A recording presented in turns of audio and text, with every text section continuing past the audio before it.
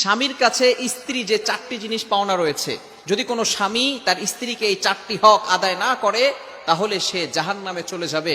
আল্লাহ রাসূল সাল্লাল্লাহু আলাইহি ওয়াসাল্লাম নিজে বলে দিয়েছেন, চারটি করণীয় প্রত্যেকটা স্বামী তার স্ত্রীদের উপরে চারটি হক অবভিয়াসলি আদায় করবে। যদি আদায় না করে, will go to hell fire, তারা জাহান্নামে চলে যাবে।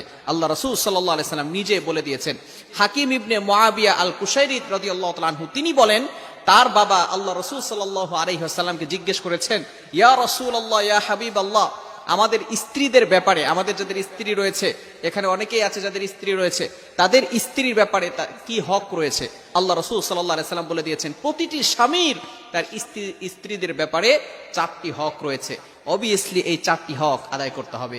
দুইটি হচ্ছে করণীয়, দুটি বর্জনীয়। ভালো করে মনে রাখবেন।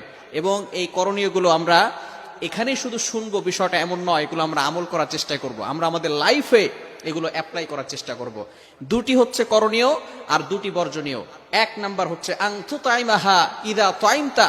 আল্লাহ রাসূল সাল্লাল্লাহু আলাইহি ওয়াসাল্লাম বলে দিয়েছেন, তুমি যেটা খাবে সেটা তোমার স্ত্রীকেও খাওয়াবে। তুমি যেটা খাবে, এক নাম্বার যেই করণীয় সেটা হচ্ছে, মানুষ যেটা খাবে সে তার স্ত্রী যদি থাকে সেই স্ত্রীকে সেই খাবারটা দিবে। নাম্বার টু, দ্বিতীয় নাম্বার হচ্ছে, আপনি যেই পোশাক পরবেন এই পোশাক আপনার স্ত্রীকেও দিবেন। অর্থাৎ আপনি ভিআইপি পোশাক পরেন, ব্র্যান্ডের পোশাক আপনি পরেন, কিন্তু আপনার স্ত্রীকে কোনো পোশাক দেন না। বছরের পর বছর চলে যায়, আপনার স্ত্রীকে নতুন কোনো পোশাক দেন না। আপনি ঠিকই ব্র্যান্ডের পোশাক পরে বাইরে ঘোরাফেরা করেন, কিন্তু আপনার স্ত্রীকে পোশাক দেন না। এটা কিন্তু আপনি আল্লাহ রাসূল সাল্লাল্লাহু আলাইহি ওয়াসাল্লামের কথাকে অমান্য করছেন। এজন্য কিয়ামতের ময়দানে আল্লাহ তাআলার কাছে জবাবদিহি করতে হবে এবং আল্লাহ পাক রব্বুল আলামিন আপনাকে জাহান্নামের ব্যবস্থা করে দিবেন। এই দুইটি কাজ হচ্ছে করণীয়।